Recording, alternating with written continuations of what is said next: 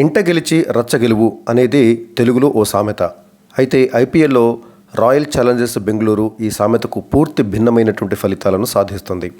ఈ టోర్నీలో హోమ్ గ్రౌండ్లో ఆడినటువంటి మ్యాచ్లలో ఓడిపోతూ ఇతర గ్రౌండ్లలో ఆడినటువంటి మ్యాచ్లలో మాత్రం విజయం సాధిస్తూ వస్తుంది ఆర్సీబీ. ఈ టోర్నీలో ఇప్పటివరకు 3 మ్యాచ్లు చెన్నై, కోల్కతా, ముంబైలలో ఆడినటువంటి ఆర్సీబీ అందులో అన్నిట్లలోనూ గెలుపొందింది. కానీ సొంత మైదానము బెంగళూరు వేదికగా ఆడినటువంటి 2 మ్యాచ్లలో కూడా ఓటమి పాలైంది.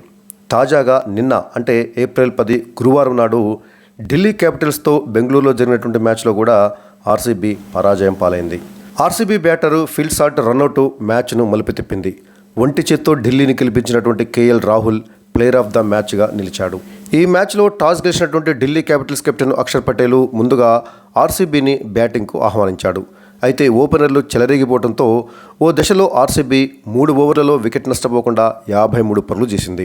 దీంతో ఈ మ్యాచ్లో 250కు పైగా పరుగులు చేసేలా కనిపించింది ఆర్సీబీ. కానీ ఆ తర్వాత అనూహ్యంగా వికెట్లు కోల్పోయి కేవలం 163 పరుగులకే పరిమితమైంది.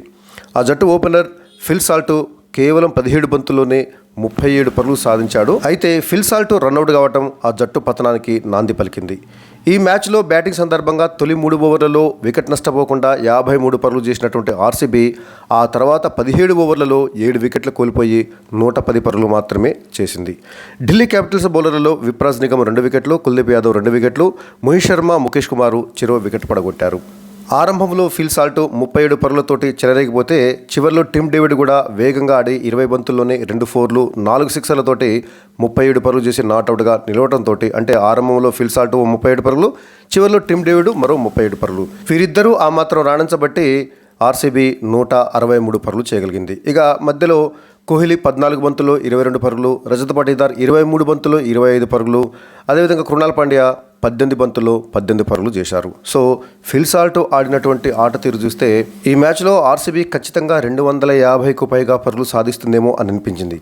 కానీ ఫిల్ సాల్ట్ అనూహ్యంగా రన్అట్ అయిన తర్వాత ఆర్సీబీ బ్యాటింగు అనూహ్యంగా పతనమైంది. 3వ స్థానంలో వచ్చినటువంటి దేవదత్త పడిక్కలు 8 బంతులు ఆడి కేవలం ఒకే ఒక్క పరుగు చేసి ఒక పేలవమైనటువంటి షాట్ తోటి ముఖేష్ కుమార్ బౌలింగ్లో అక్షర్ పటేల్కు క్యాచ్ ఇచ్చి అవుట్ అయ్యాడు. ఇక కెప్టెన్ రజత్ పాటీదార్ కూడా నిలదొక్కుకోవడానికి శతవిధాలా ప్రయత్నించిండు. 23 బంతులు ఆడినటువంటి రజత్ పాటీదారు 1 4 1 సిక్సర్ తోటి 25 పరుగులు చేసి అవుట్ అయ్యాడు. విరాట్ కోహ్లీ ఉన్నంతసేపు కాస్త పర్వాలేదనిపించాడు. ఫిల్ సాల్ట్ ఉన్నంతసేపు కోహ్లీ, ఫిల్ సాల్ట్ కలిసి తొలి వికెట్కు అద్భుతంగా ఆడి మరి వాళ్ళిద్దరు కలిసి 24 బంతుల్లోనే ఏకంగా 61 పరుగులు సాధించారు. అయితే ఫిల్ సాల్ట్ అవుట్ అయిన తర్వాత కోహ్లీ కూడా 14 బంతుల్లో 1 4 2 సిక్సర్లతోటి 22 పరుగులు చేసి విప్రాజ్ నిగమ్ బౌలింగ్లో మిచెల్ స్టార్క్ క్యాచ్ ఇచ్చి అవుట్ అయ్యాడు. ఇక లివింగ్స్టోన్ 6 బంతుల్లో 4 పరుగులు, జితేష్ శర్మ 11 బంతుల్లో 3 పరుగులు, కృణాల్ పాండ్యా 18 బంతుల్లో 18 పరుగులు, ఇలా వరుసపెట్టి వికెట్లను కోల్పోయినటువంటి ఆర్సీబీ చివరిలో టిమ్ డేవిడ్ 20 బంతుల్లో 2 ఫోర్లు ఏకంగా 4 సిక్సర్లతోటి 37 పరుగులు చేసి నాట్అవుట్గా నిలవబట్టి చివరికి ఆర్సీబీ 150 పరుగుల మార్కును దాటగలిగింది.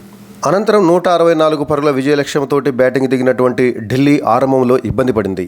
ఆర్సీబీ బౌలర్లు కట్టుదిట్టంగా బంతులు వేయడంతో వరుసగా వికెట్లు కోల్పోయి ఒక దశలో 4 వికెట్ల నష్టానికి 58 పరుగులతోటి కష్టాల్లో పడింది.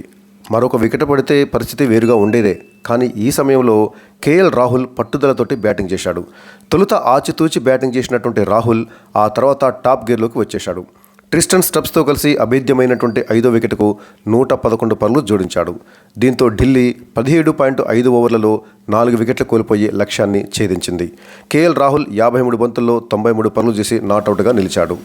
ఢిల్లీ కూడా ఆరంభంలో వేగంగా వికెట్లను కోల్పోయింది. 9 పరుగుల వద్ద ఫాఫ్ డూప్లిసెస్, 10 పరుగుల వద్ద జేక్ ఫ్రేజర్ మెగ్గర్కు, ఆ తర్వాత 30 పరుగుల వద్ద అభిషేక్ పోరెలు, 58 పరుగుల వద్ద అక్షర్ పటేల్, ఇలా వరుసపెట్టి 4 వికెట్లను వేగంగా కోల్పోయింది ఢిల్లీ. డూప్లిసెస్ కేవలం 2 పరుగులకు అవుట్ అయితే జేక్ ఫ్రేజర్ మెగ్గర్కు 7 పరుగులకు, అభిషేక్ పోరెలు మరో 7 పరుగులకు అవుట్ అయితే అక్షర్ పటేల్ 15 పరుగులు చేసి అవుట్ అయ్యాడు. ఇలాంటి పరిస్థితుల్లో కేఎల్ రాహుల్ అద్భుతంగా నిలదొక్కుని తిరుగులేనటువంటి ఇన్నింగ్స్ ఆడాడు. 53 బంతులు ఎదుర్కొన్నటువంటి కేఎల్ రాహుల్ 7 ఫోర్లు 6 సిక్సర్లతోటి 93 పరుగులు చేసి నాట్అవుట్గా నిలిస్తే ట్రిస్టన్ స్టబ్స్ 23 బంతుల్లో 4 ఫోర్లు 1 సిక్సర్ తోటి 38 పరుగులు చేసి నాట్అవుట్గా నిలిచారు. సో వీరిద్దరు కలిసి 5వ వికెట్కు 55 బంతుల్లోనే 111 పరుగులు చేయబట్టి చివరికి ఢిల్లీ 17.5 ఓవర్లలో 4 వికెట్ల నష్టానికి 169 పరుగులు చేసి మరి ఘన విజయం సాధించడం జరిగింది. దీంతో ఐపీఎల్లో ఇప్పటివరకు 4 మ్యాచ్లు ఆడినటువంటి ఢిల్లీ క్యాపిటల్స్ ఆడినటువంటి అన్ని మ్యాచ్లలో విజయం సాధించి ఓటమి అనేదే లేనటువంటి ఏకైక జట్టుగా నిలిచింది. పాయింట్ల పట్టికలో ప్రస్తుతము 2వ స్థానంలో నిలిచింది ఢిల్లీ జట్టు. సో ఢిల్లీ క్యాపిటల్స్ కంటే గుజరాత్ టైటాన్స్ యొక్క నెట్ రన్ రేటు కాస్త మెరుగ్గా ఉండటంతో పాయింట్ల పట్టికలో గుజరాత్ అగ్రస్థానంలో ఉంటే ఢిల్లీ 2వ స్థానంలో కొనసాగుతుంది. గుజరాత్ టైటాన్స్ 5 మ్యాచ్లు ఆడి 4 విజయాలు 1 ఓటమితోటి మొత్తం 8 పాయింట్లు సాధించి అగ్రస్థానంలో ఉంటే, ఇక ఢిల్లీ క్యాపిటల్స్ ఆడినటువంటి 4 మ్యాచ్లలోనూ విజయం సాధించి 8 పాయింట్లతోటి పాయింట్ పట్టికలో ప్రస్తుతం 2వ స్థానంలో ఉంది. ఇక ఆర్సీబీ ఆడినటువంటి 5 మ్యాచ్లలో 3 గెలుపులు 2 ఓటములతోటి ప్రస్తుతానికైతే 3వ స్థానంలోనే కొనసాగుతుంది 6 పాయింట్లతోటి. అయితే ఆర్సీబీ కానీ, పీబీకేఎస్ కానీ, ఎల్ఎస్జీ కానీ ఈ 3 జట్లు కూడా 3 విజయాలతోటి 6 పాయింట్లు సాధించినప్పటికీ మెరుగైన నెట్ రన్ రేటు కారణంగా ఆర్సీబీ 3వ స్థానంలో, పీబీకేఎస్ 4వ స్థానంలో, ఎల్ఎస్జీ 5వ స్థానంలో కొనసాగుతున్నాయి. ఇక 6వ స్థానంలో ఉన్నటువంటి కేకేఆర్, అదేవిధంగా 7వ స్థానంలో ఉన్నటువంటి రాజస్థాన్ రాయల్స్ ఈ 2 జట్లు కూడా 2 విజయాలతోటి 4 పాయింట్లు సాధించినప్పటికీ మెరుగైన నెట్ రన్ రేటు కారణంగా కేకేఆర్ 6వ స్థానంలో, రాజస్థాన్ రాయల్స్ 7వ స్థానంలో ఉంటే, ఇక Mumbai Indians, Chennai Super Kings, Sunrisers Hyderabad జట్లు 5 మ్యాచ్లు ఆడి కేవలం ఒకే ఒక విజయంతో 2 పాయింట్ల చొప్పున సాధించినటువంటి ఈ 3 జట్లు పాయింట్ల పట్టికలో అట్టడుగున ఉన్నాయి. నెట్ రన్ రేటు కారణంగా ఎంఐ 8వ స్థానంలో ఉంటే, సిఎస్కే 9వ స్థానంలో, ఇక ఎస్ఆర్హెచ్ 10వ స్థానంలో కొనసాగుతున్నాయి.